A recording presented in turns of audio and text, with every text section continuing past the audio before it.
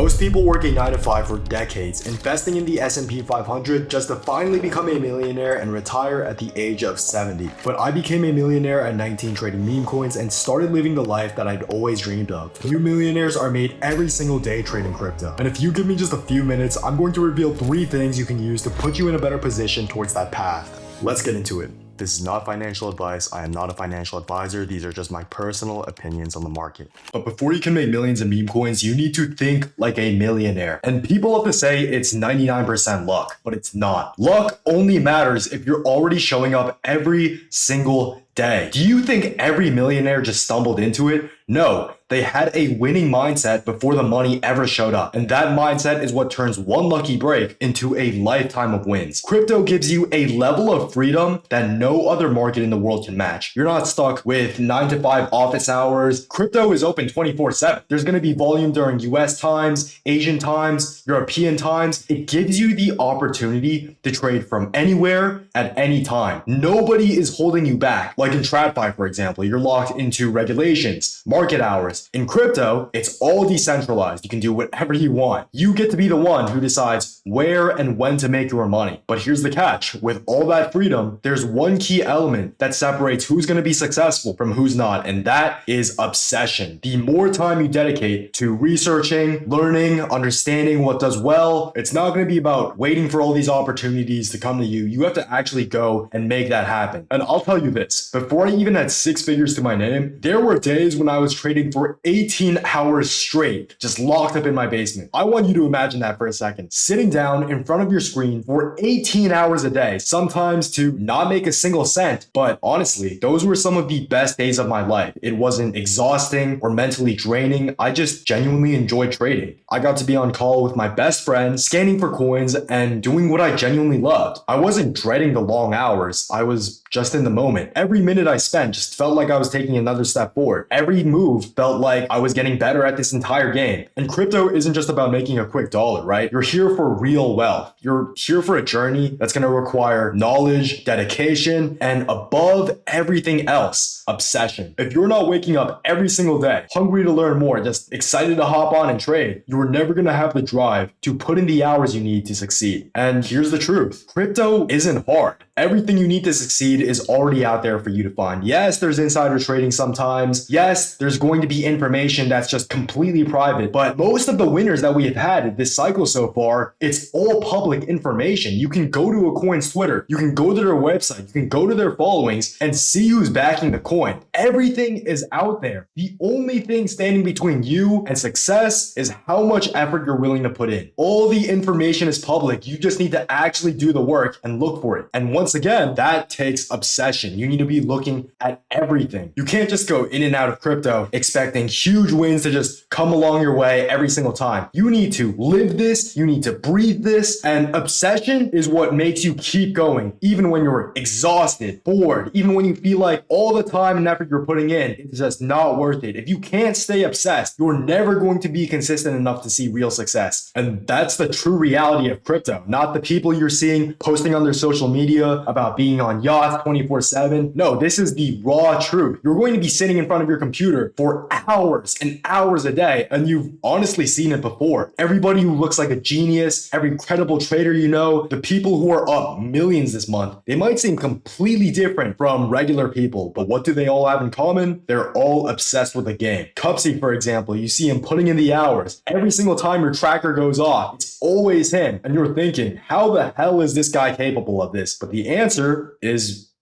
just obsession. And just to give you guys a clearer perspective on all this, I used to be obsessed with this one game called League of Legends, right? I would just get back from school. Whenever I was done doing my homework, I would hop on this one game every single time. And I was never scared about the fact that I was going to be spending 12 hours queuing up for ranked games. I enjoyed it. And that enjoyment never stopped after I won or lost a game. I always wanted more. I was obsessed with this one game. I have hundreds of hours. And that's the mindset you want to have for trading. When you're genuinely obsessed with something, all the hours you spend learning, actually doing it, just grinding the entire process out, it doesn't feel like work. It feels like you're taking another step towards making actual progress, right? It's not about the money in this case. It's about actually mastering the game. And same exact thing in crypto. You're not going to be able to spend 18 hours a day like I did, just sitting in front of a screen on voice chat with your friend, looking at coins, if you're not obsessed with the same task of scrolling through Twitter, looking through coins, watching where the attention is going. If you're not actually enjoying the grind up, it's going to be impossible to actually stay focused long enough to see actual results. And once again, this is where the separation of success is in crypto. It's all about how much you love the game. You either enjoy it enough to obsess over it or you don't. Someone who just hops on, scans for an hour or two, maybe sees what coins their community in is scanning, is not going to beat someone who's spending 18 hours a day reaching out to people, scanning for coins in their community, watching new pairs, picking up on where the attention is, creating theses for every coin. If you're not obsessed, you're just genuinely not going to be able to keep up. You might be thinking, so what's really your point behind all this? Why are you telling me this? Let me tell you what I'm trying to say. You need to change your thinking. Crypto is not a side hustle. You cannot do this whenever you feel like it. It has to be your main priority. What is the first thing you do when you wake up? If that answer is not checking crypto news or your community, you're in the wrong market, my friend. And my story is genuinely the biggest case study for all of this. I mean, do you think I was locking myself in my basement for 18 hours for a side hustle? I was ignoring my studies, skipping out on dates, ignoring time with other friends. And if this obsession doesn't come naturally, you better force it like your life depends on it. You better be spending every single waking second doing research on crypto Twitter, watching charts, watching deploys, looking at your community chat. You need to be at a point where crypto is always going to occupy your mind. If you're a beginner on this journey, you are behind. And the only way you will move up is by brute force. And the next time you're getting dinner with your friends, you're going out, you're doing something, and you just have this insane urge to just check your phone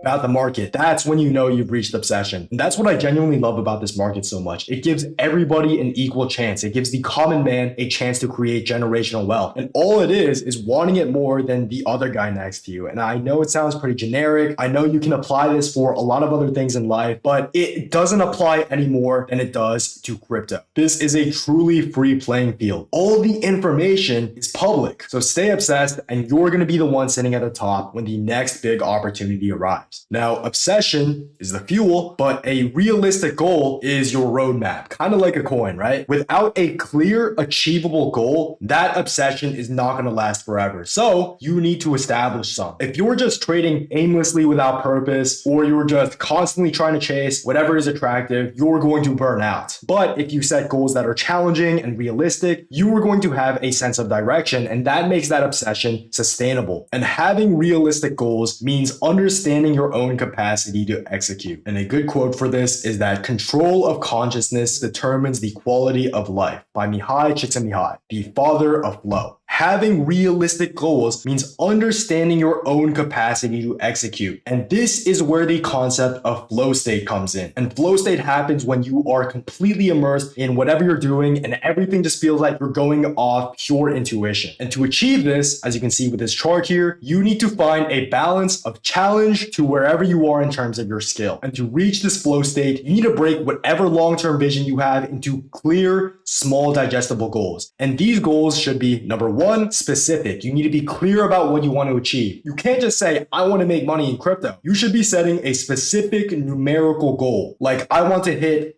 10, 15K trading this month. And to add to that, these goals should also be time bound. You need to set a clear deadline to help you stay accountable. And this is going to give you a healthy amount of pressure, right? It's going to ensure you're consistently making progress. So whether that specific numerical goal is for the week, month, or quarter, you need a time frame that's going to keep you on track. And finally, the most important, they need to actually be realistic. You can see it visualized on this chart here. If your challenge is too easy, you're going to get bored quick, you're going to lose focus. For example, someone who makes 30K a month going for a 5K monthly P&L is not going to be able to stay consistently focused because that challenge seems way too easy. Accordingly, someone with a 5K net worth, for example, aiming to make 500K in 1 month is never going to be in that right mindset to win because that goal is way way too unrealistic and he's not going to be able to actually focus because it's going to give him way too much anxiety. So you need to find something in the middle. For example, on my path up to making my first 6 figures, when I already had a clear idea of what I was doing, how to handle myself in the market, how to look for good coins, I had a goal of making 4K a day trading. So that's a specific number and a little harsh, but a specific time frame. And whenever I didn't hit that quota, I would always look back and ask myself why. And when you combine obsession with these realistic goals, that's when everything is going to click. You're going to be in that little sweet spot where you're extremely focused and still managing to put in the hours. And as a result, success is just going to feel natural. It's almost like a high, right? You're not even thinking, you're just in the moment. Why? Because the market becomes something you now know rather than something you're chasing. This part is everything. Yeah, it might take you weeks to really lock in, but once your head's in the right space, that is when the real game is going to begin. Because only then can we move on to the next step that's going to put you miles ahead of 99% of traders. And that is the concept of being aware of capital rotation. And this is a concept that every single crypto millionaire is going to be aware of. Because in crypto, nothing stays static for long. Everybody is always trying to find what is going to be the next leading narrative.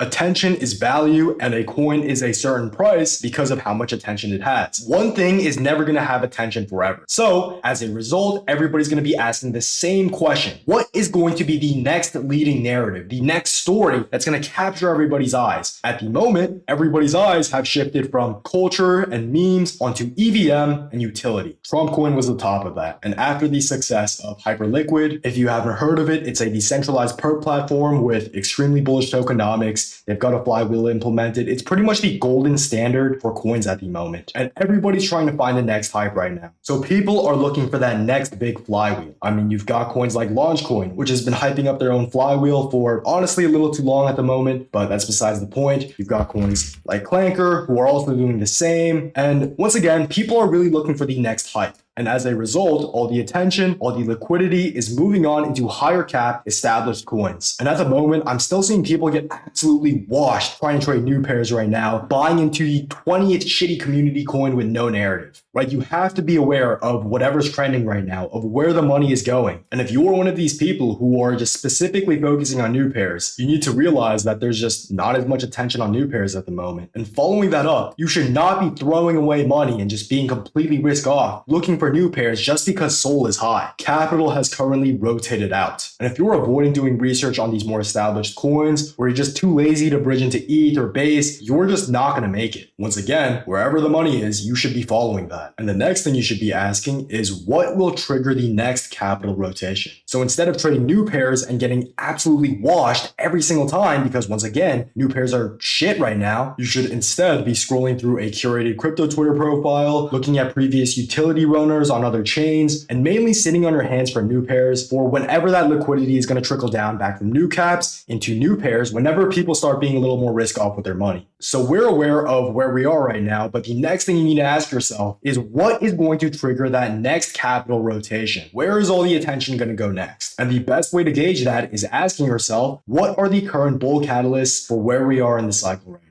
For the current utility coins that I listed previously, they have huge backings like Launchcoin having Ben Pasternak, Clanker being the #1 launchpad on Base, such as tying the coin's utility to other real-life processes like businesses, companies, and these are coins that don't even have the proper tokenomics like a flywheel implemented yet. What I'm trying to say is there's a lot of potential bull catalysts for where we are in the market right now. And something I like to say about crypto a lot is that history never repeats, but it often rhymes. The events that cause these rotations are never going to be the exact same, but they're usually pretty similar. For example, attention usually shifts out of these utility, higher market cap established coins, out of #1, excess liquidity. The people who are in these coins that outperform just have a ton of money in their hands to play with. And #2, exhaustion. All this utility and well-known teams just become super oversaturated. And a good example I have for that are the tech coins that are coming out of new pairs right now. Back then during November when you had AI coins absolutely ripping with GOAT going over $1 billion, you'd have the shittiest AI projects ever. All they needed was a docs dev with some kind of accolade and some nothing burger utility attached for a coin to go multi-millions. And what happened? This entire meta would just go only up. These coins would be hitting ridiculous numbers in market cap until we got to a point where having a docs dev just didn't matter that much. People started realizing this shitty utility had no actual value. And what happened? It was a bubble. AI meta started to crash, attention rotated out. And that applies more than ever to now, where you have, during the launch coin meta, people who launched actual products before, apps that have generated tens to hundreds of thousands in revenue. Their coins are only going several millions. When back then, when AI meta was first ripping, those same coins would have hit 50, maybe even 100 mil. And that's actually why memes usually pump at the end of a cycle. People have a ton of money in their hands from these utility coins going only up, and the market just becomes way oversaturated with them, and they start moving on to more quote-unquote organic coins with cultures, cult followings, until that becomes another bubble of itself. So once again, capital is always rotating, and you need to know where we are right now and the events that are currently happening that are going to move us one step closer into the next big thing that's going to have all the attention next. And this rotation is everything in crypto, from entire market sentiment like a move on to utility, or maybe even just a leading narrative for trading meme coins. For example, just Solana meme coins alone. Last year, we had several metas. Animal meta with coins like Dog with Hat, Popcat, art meta like Boom and Nub, and then back to animal meta with coins like Moodang, and then to AI meta with coins like Goat and Farcoin, and then the political meta. The leading narrative was always changing. So in both smaller and wider perspectives, you always need to be aware of capital rotation and where your attention should be at the moment. But this awareness of the environment, while important, isn't going to make you rich alone. The money is in knowing exactly what to look for. And that leads me to my next point, which is narrative identification and where the capital is at the moment. And once again, same exact phrase, but with the two steps I already mentioned combined, history doesn't repeat, but it often rhymes. Your obsession, the time spent, and how attention has moved in the past is going to be how you identify valuable narratives. So what should you do? Every single coin you look at, you always ask yourself, what is your reason for taking this trade? Pretend I'm standing right across you and you're handing me a paper like I'm a professor. You should be able to give me by hand a written thesis of why you are going into every single coin. And right after you watch this video to the end, and I know you will because you want to be a better trader, I want you to apply this question right away by looking over previous runners and why they ran. Do your homework. Remember, this is all public information. If you understand the process of why previous runners ran, you will be able to apply them to future trades moving forward. Because the reason why they go up isn't going to be the exact same reason to a T, but you'll now be able to understand why they're running now. Which might seem a little bit unclear, so let me just preface it with this. There are no blanket statements in crypto. Let me flip it the other way. Yes, history rhymes, but it doesn't repeat. The reason why one coin garners attention is never going to be the same as another coin. For example, one question I see a lot of beginners asking is, how did you know this coin was going to go up? And I will always give a specific answer that can only apply for that coin. You cannot apply the answer to this question for other coins. For example, just to point this out, my group called AOL for a 43x from 300K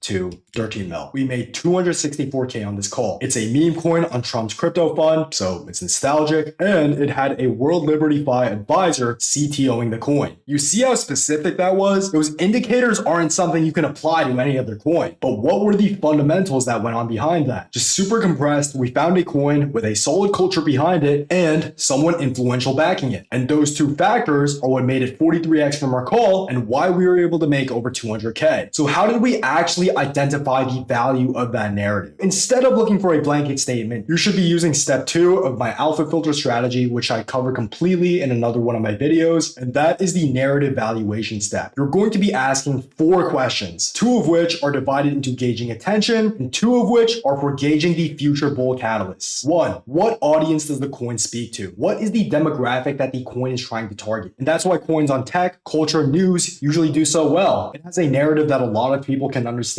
Which leads to question number 2 is, why would it gain attention from that audience? Why would that audience consider buying in? So for example, if there's someone influential behind the coin or someone who's had other previous successful business accolades, those would be some reasons as to why people will put their money onto a piece of news, a piece of tech, or some culture. And now once you realize the size and valuation of that attention, you also need to be looking at the ceiling and the longevity, which you'll find out by asking question number 1, what is the ceiling on that attention? attention? What are the remaining realistic events that could happen that will raise that attention of the coin? For example, I talked about tech coins earlier, which had a lot of potential for whatever team behind it could do for the coin to get more attention. For example, implementing a flywheel. And the next question you also need to ask is, when will that attention die out? Where is the cap, the point of oversaturation to where any more events that could happen to the coin just isn't going to matter? For example, a coin is made on a significant piece of news. When will the attention on that news die out? Whenever it's not talked about anymore. For example, Trump makes a slogan on one of his speeches and a coin is made about that slogan. Sure, it's Trump, someone with a lot of influence, it's a news coin, it's memeable, it's going to get a lot of initial attention and buyers at first. But what next? What else could happen for that slogan, which was just said once at a speech, to gain more attention? Unless Trump, for whatever reason, makes it the main slogan of his entire campaign or his entire presidency, there's no reason for that coin I made up in this scenario to get more attention. So what I'm trying to say is you need to figure out the points of invalidation. And that is the premise of the second step of the alpha filter. You're looking at how much attention the coin is going to get and whether that attention is actually valuable and it's going to translate into buyers, and where the ceiling is and what's going to invalidate that attention. And your key to winning in this game is training that narrative identification process. Like I said, and you probably have a clearer picture of this now and why I said it, your time in the game is all that matters, because someone who has broken down thousands, tens of thousands of narratives is obviously going to be better at someone who doesn't even know what they're looking at in the first place. So how can you train this moving forward? The main thing is you need to be assessing every single coin. Apply that second step of the alpha filter into every single coin that you see, even if you don't buy into it. Try to see the process of why that coin was launched and why the person behind it thought it would get attention. And when you're scanning for coins, you're talking about them in whatever community you're in, don't just drop contract addresses and say thoughts. I absolutely despise when people do this. Show me some effort. Always bring your own thesis into a coin before you ask for anybody else's thoughts. That is the only way you are going to get better. And let's say the thesis doesn't play out how you thought it would happen. You thought the coin would be alive for longer for you to sell. Always reassess and ask why that happened. Don't just treat it like another stumble on the road. You need to look back at what went wrong. For example, on that news coin analogy I brought up earlier, let's say you managed to catch that initial pump at the start because you're able to identify that the narrative is valuable, but you stay in for way too long because you fail to consider the lack of bull catalysts in most news coins. Don't just cut, move on, and say, oh well, better luck next time. No, look back and ask yourself why you held for that long. And that's another key point into becoming a meme coin millionaire. You need to be harsh on yourself. If you missed an outperforming runner, you failed. You should feel like absolute shit, because that means you actually care and you're willing to look back and understand what you did wrong. And until you learn why and what went wrong, you will never improve, which means you need to take accountability. Feeling like shit is how you're going to grow. If you're at the beginning of your journey, you should feel emotional that you missed an opportunity to create generational wealth, because that's going to make you look back, look into why you didn't do a certain thing, and apply whatever you missed into your narrative identification process for the next opportunity. I'm not perfect. Even along the road, I fail sometimes too. But what